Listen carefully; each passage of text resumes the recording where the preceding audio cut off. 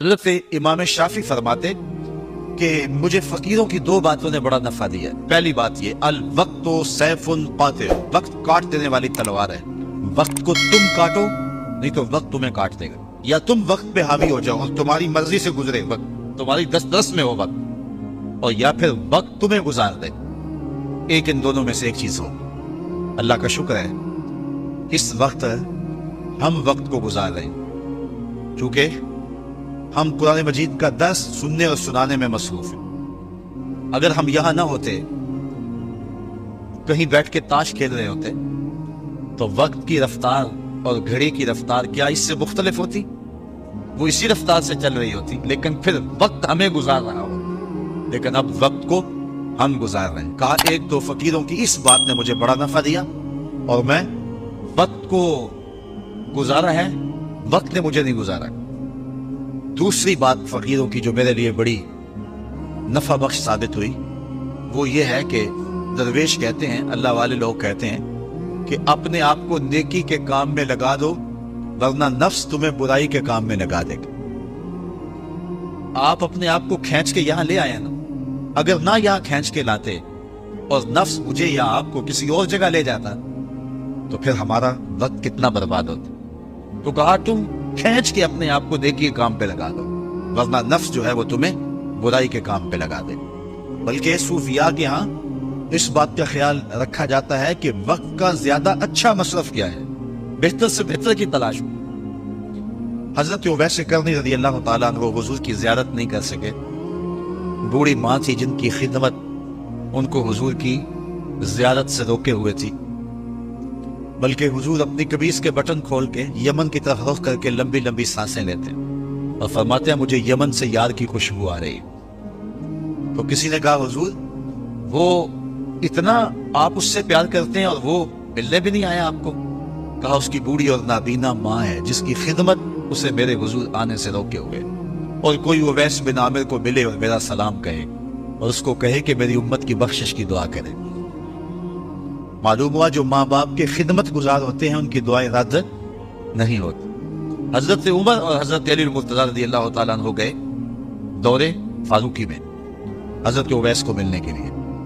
خیر ملاقات ہو گئی تو جا کے حضور کا سلام دیا، بس اویس کی آنکھوں سے جھرنے پھوٹنے لگے آنسو، تڑپ گئے بدن پہ کپ کپی، آنکھوں میں آنسو، اور بار بار پوچھتے تھے میرے رسول کے لبوں پہ میرا نام کیسے آیا تھا، کیسے حضور نے کہا تھا اویس کو میرا سلام دینا۔ اللہ اکبر۔ کچھ دیر گفتگو ہوئی تو حضرت اویس کرنی نے ہاتھ آگے بڑھاتے ہوئے کہا اچھا پھر آپ نے بھی آخرت کی تیاری کرنی ہوگی، میں نے بھی آخرت کی تیاری کرنی ہے، حشر کے دن ملاقات ہو۔ تو دیکھیے کہ یہ لوگ وقت کے کتنے قدردان ہیں اور وقت کی اہمیت کو کتنا سمجھتے ہیں۔ جس قدر وقت کو فقیر لوگوں نے مینج کیا ہے دنیا کا کوئی شخص نہیں کر سکتا۔ یار 90 لاکھ لوگوں سے تو ہم ساری زندگی میں ملتے نہیں ہیں، اور غریب نواز نے 90 لاکھ کو کلمہ پڑھا دیا، تو کیسے وقت کو استعمال کیا؟ امام بخاری کو دیکھیں، امام غزالی کو دیکھیں، امام رازی کو دیکھیں، حضرت امام احمد بن حنبل کو دیکھیں، ان لوگوں کا کام دیکھیں، امام احمد صاحب کو دیکھیں، 1600 کتابیں لکھ دینا کوئی تماشا لب بام تھوڑا ہے۔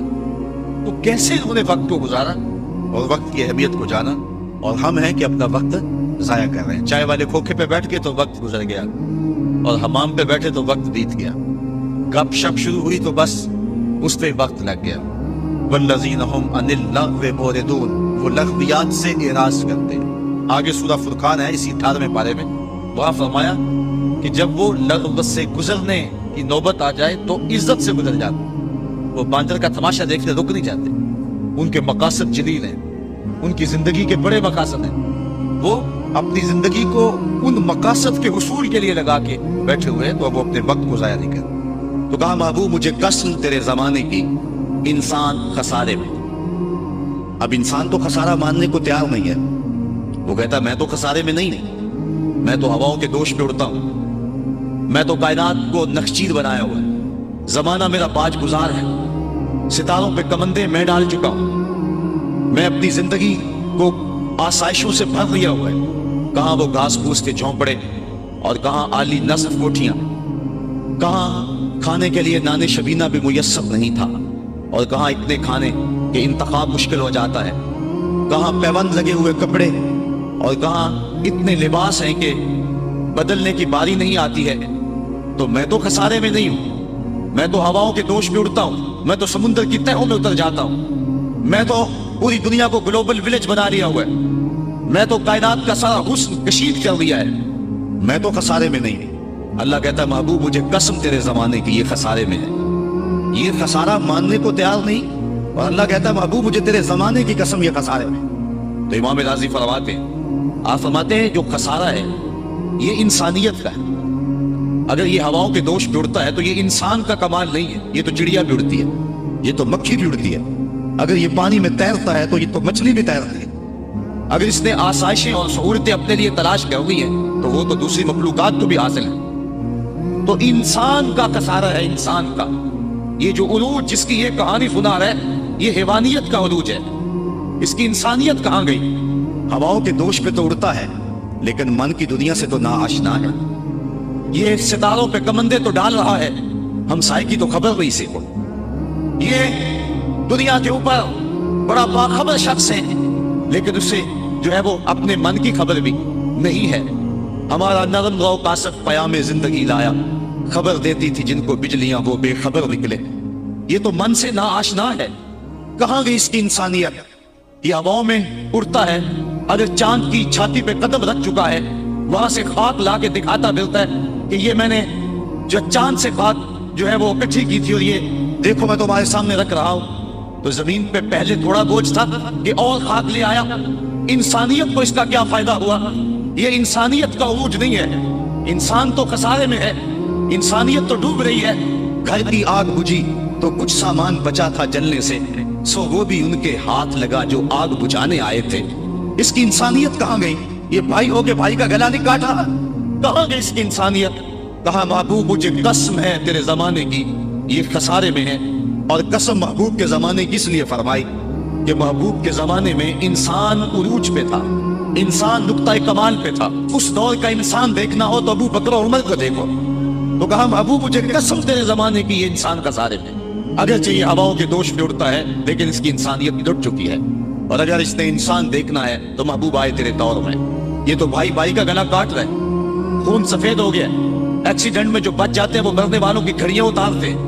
اس کی تو حالت انسانی جو ہے وہ برباد ہو چکی ہے، لیکن حسن دیکھنا ہے انسانیت کا تو آئے تیرے دور میں۔ جب ایک شخص زخموں سے چور تڑپ رہا ہے اور کہتا ہے آج آئے مجھے پیاس لگی، ایک بندہ کہیں سے پانی کا پیالہ لیے اس کی پیاس بجھانے کے لیے آگے بڑھتا ہے اور اس کو پانی دیتا ہے اور وہ بھی ہونٹوں تک لے آتا ہے کہ دوسری طرف سے آواز آتی ہے آج، تو یہ پیالہ اسی وقت پیچھے کر دیتا ہے اور کہتا ہے میرے بھائی کو شاید زیادہ پیاس لگی ہے، پہلے اسے دے دو مجھے بعد میں دینا۔ اور یہ جب اس کے پاس جاتا ہے اور وہ پانی پینے لگتا ہے تو تیسری جگہ سے آواز آتی ہے، یہ اسے پانی دیتا ہے تو چوتھی جگہ سے آواز آتی ہے، حتیٰ کہ 7 اشخاص کے پاس پانی لے کے جاتا ہے اور ہر ایک آگے ترجیح دیتا ہے۔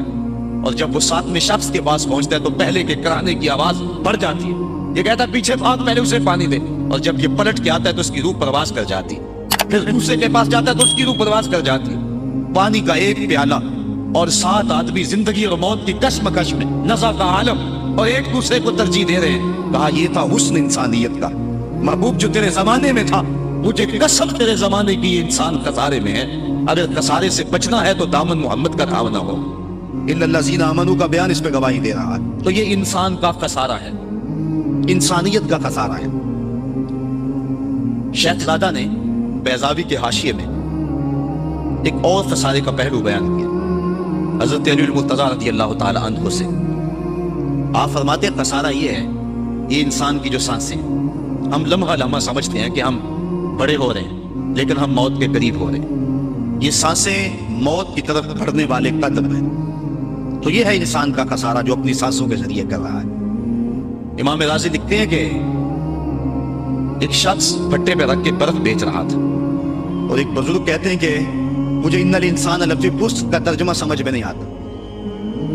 جب اللہ کرم نوازی فرمانے لگے تو پھر ہدایت کے سامان اس کے لیے بنتے چلے جاتے ہیں، اور جب کسی کی بہتری کا اللہ ارادہ نہ کرے تو اسے قرآن سے بھی ہدایت نہیں ملتی۔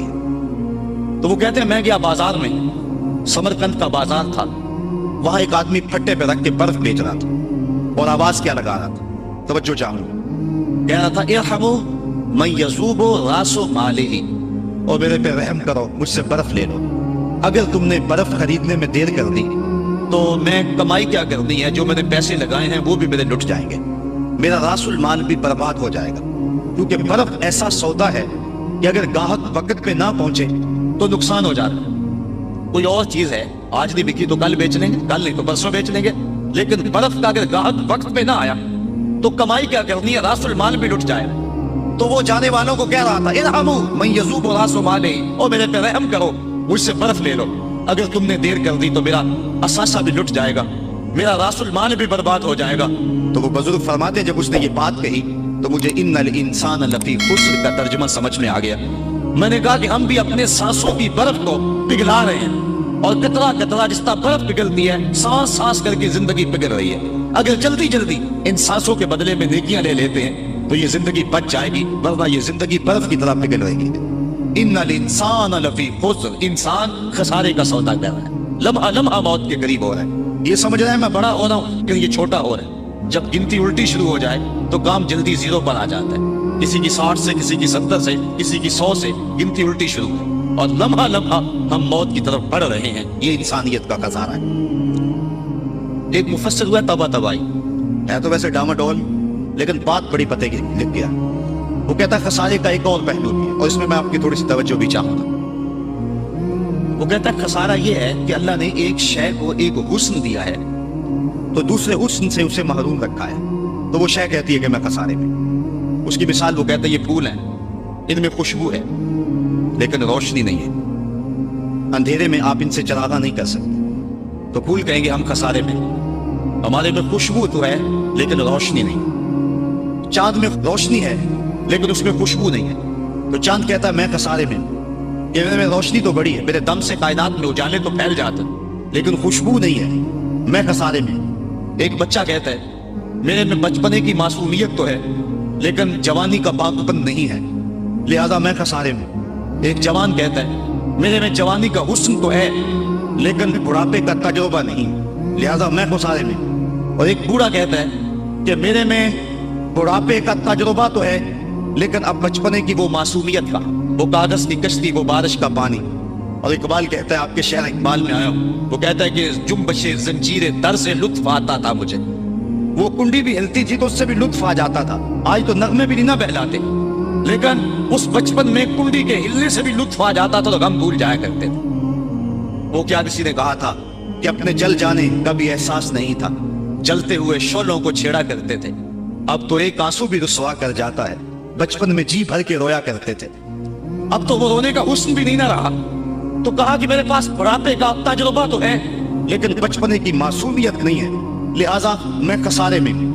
ایک شخص زندہ دار کہتا ہے کہ میرے پاس سحری کے آنسو تو ہیں لیکن علم کا پاکپن نہیں ہے، اور ایک عالم کہتا ہے کہ میرے پاس علم کے کمال تو ہیں لیکن تہجد کے سجدے نہیں ہیں، لہذا میں خسارے میں ہوں۔ بلبل کہتی ہے میرے لہجے میں تو حسن ہے لیکن میرے بازوؤں میں طاقت نہیں ہے، لہذا میں خسارے میں ہوں۔ شیر کہتا ہے میرے بازوؤں میں تو طاقت ہے لیکن میرے پیر نہیں ہے کہ میں اڑ سکوں، لہذا میں خسارے میں ہوں۔ کوئل کہتی ہے میرے لہجے میں تو جادو ہے لیکن رنگ میرا کالا ہے، لہذا میں خسارے میں ہوں۔ مور کہتا ہے میرے پروں میں تو حسن ہے لیکن میرے پاؤں بدسورت ہیں، لہذا میں خسارے میں ہوں۔ تو وہ کہتا ہے کہ کائنات کی ہر شے کسی نہ کسی طرح خسارے میں ہے، لیکن پھر کہتا ہے اگر تمہیں شوق ہو کہ ایک ذات ایسی بھی دیکھے جس میں خسارہ نہ ہو تو آؤ مدینے کی گلی میں آ جاؤ۔ حسن کی ساری شوقیاں، جمال کے سارے کریمے اور حسن کا سارا پاکپن اگر ایک ساتھ میں دیکھنے کا شوق آ جائے، حسن یوسف دم عیسیٰ ید بیضا داری ہما دارند آنچ بوبا تو تنہا داری۔ کائنات حسن جب پھیلی تو لامحدود تھی اور جب سمٹی تو تیرا نام بن کے رہ گیا۔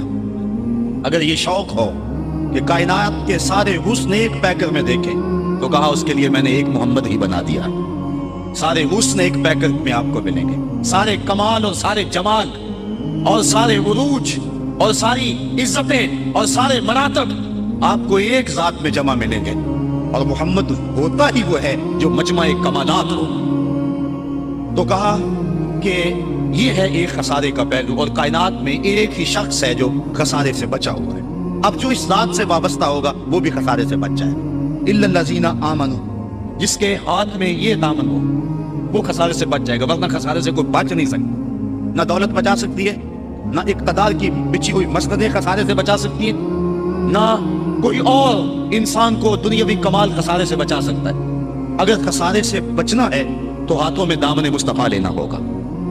وہ کبھی آپ نے دیکھا ہوگا، اب تو وہ دور بدل گیا، وہ چکی ہوتی تھی جس میں وہ گندم پیستے ہیں، مختلف چیزیں، تو اس کے دو پتھر ہوتے ہیں، ایک نیچے والا ساکن، اوپر والا متحرک، تو درمیان میں اس کی کلی ہوتی ہے جس کے ارد گرد اس کو گھماتے ہیں، تو وہ جو دانے ہیں وہ درمیان خالی جگہ میں ڈالتے ہیں، اس کو گالا کہتے ہیں، اس میں ڈالتے ہیں اور پھر اس چکی کو گھماتے ہیں، تو جو دانے اس مرکز سے، اس کلی سے ہٹ جاتے ہیں وہ پس جاتے ہیں، اور جو اس کلی سے لگ کے رہتے ہیں وہ بچ جاتے ہیں۔ کہا محبوب مجھے قسم تیرے زمانے کی، انسان خسارے میں ہے، الا الذین آمنوا، بچے گا وہ جو تیرے دامن سے لپٹ جائے گا۔ اور یہ میں مفہوم ایمان کا جو آپ کے سامنے دامن مصطفیٰ سے تمسک اختیار کرنا، یہ میری جذباتیت کا کمال نہیں، حقیقت ہی ہے۔ علامہ سعد الدین تفتازانی علیہ رحمہ شرح قائد میں لکھتے ہیں کہ ایمان ہے کیا؟ آپ فرماتے ہیں الایمان ہی تصدیق بما جاء بہ النبی صلی اللہ علیہ وسلم، حضور کے علاوہ ایمان ہو ہی نہیں سکتا ہے، یہ ممکن ہی نہیں ہے۔ اور یہ بات بھی ذہن میں بٹھا لیں کہ حضور سے ذہنی تعلق کا نام ایمان نہیں ہے، حضور سے قلبی تعلق کا نام ایمان ہے، اور یہ میرے مسلک کی پہچان ہے۔ صرف ذہنی تعلق کا نام ایمان نہیں ہے، قلبی تعلق کا نام ایمان ہے۔ اس کو مزید سہل کروں تو حضور کو نبی جاننے کا نام ایمان نہیں ہے، نبی ماننے کا نام ایمان ہے۔ ورنہ کتنے لوگ تھے جانتے تھے لیکن ایمان نہ لائے۔ اللہ